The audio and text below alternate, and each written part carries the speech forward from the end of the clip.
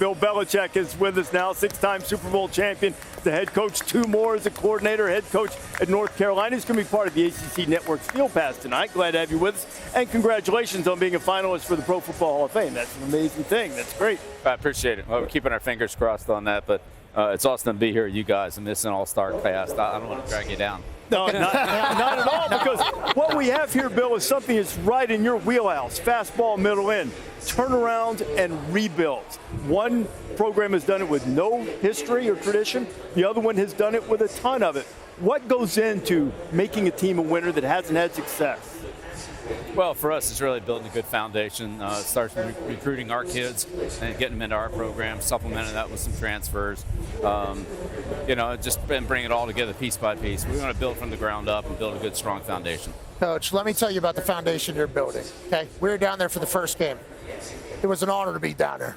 Randy Moss was there. Brewski was there. The boys were there. Everybody was there. Everybody. LT was there. Jordan was there. Jordan was there. P.D. Pablo was there. Okay, everybody was there. That first drive.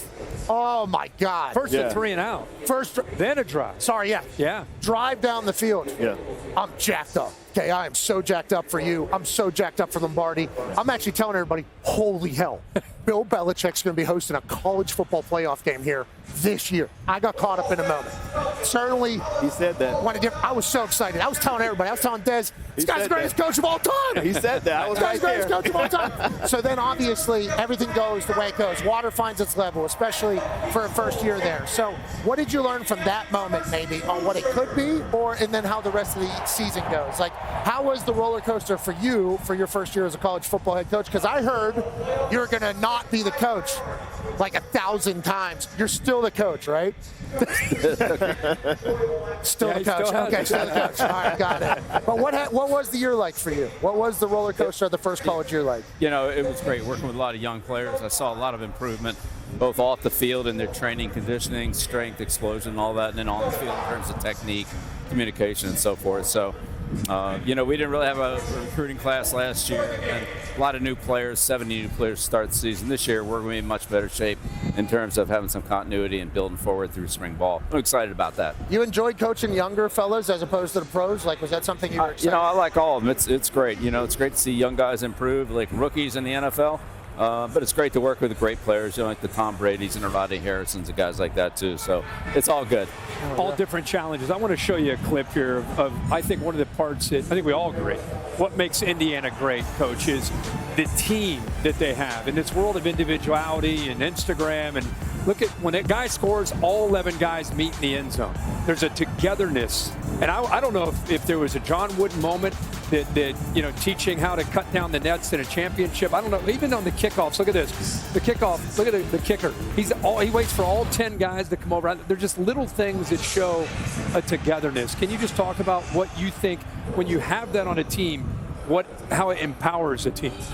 Yeah, you can certainly see that the way Indiana plays. They have a tremendous bond with the guys that are out there on the field. They communicate well. They execute well. They make very few mistakes. They don't turn the ball over. They don't get penalties. They don't miss tackles. They just play good, sound, fundamental football. It's really impressive the job that Coach Cignetti's done with that team. Yeah, incredible. Well, Bill, you obviously built great teams in New England. You don't get a lot of credit for what we did in Cleveland, where we took a bad team and made it a really good team. All right, hey, congrats, guys. Now the challenge for you is how do you build this team to a championship level team? I know, to me, coaching in the pros and coaching in college is exactly the same. What's different is how you bring players to the team. Recruiting versus the portal versus the draft versus free agency. So how have you been able to manage through that to be able to take the steps to build a championship caliber team in college? Well, I think we've done a much better job of it this year. We've had a little more time, preparation. I think we got a lot of guys that are our kind of guys. I love our recruiting class and the guys we got in the portal. And so last year we were kind of picking up the pieces on some leftovers. We got some good players there, but this year we have a much better foundation. So, as you know, it's a combination of all the above. It's kind of like the NFL. You draft, free agency, and then your young players develop within the system. And, that's what you did such a great job of, watching those guys as freshmen and then seeing, Hightower come out as a finished product, guys like that. It was a big growth there. You'll get them. I know you will. want this, you got that. No way, watch them walk right past you.